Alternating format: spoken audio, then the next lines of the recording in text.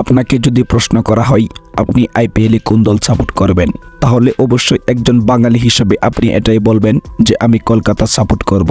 ঠিক তেমনিভাবে রিশাদ হোসেনকে যখন প্রেস ব্রিফিংয়ে প্রশ্ন করা হয় আপনি আইপিএলে কোন দলের পক্ষে খেলতে স্বাচ্ছন্দ্য বোধ করবেন, তখন তিনি এক কথাই জানিয়ে দিয়েছেন আমি কলকাতার হয়ে খেললে স্বাচ্ছন্দ্য বোধ করব।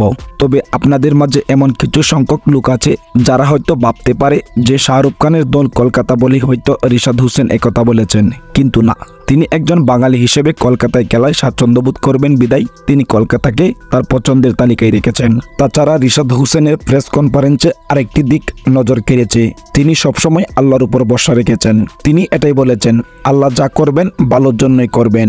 তার কপালে যদি আইপিএলে দল পাওয়া লেখা থাকে তাহলে তিনি এবার অবশ্যই আইপিএলে দল পাবেন। সুপ্রিয় ভিউয়ার্স, রিশাদ হোসেনের এমন কথা শুনে না জানি আপনাদের কাছে কেমন লেগেছে, কিন্তু আমার কাছে খুবই ভালো লেগেছে, কারণ তিনি সবসময় আল্লাহর উপর ভরসা রাখছেন। এটাই হচ্ছে একজন মুসলিম হিসেবে সঠিক সিদ্ধান্ত।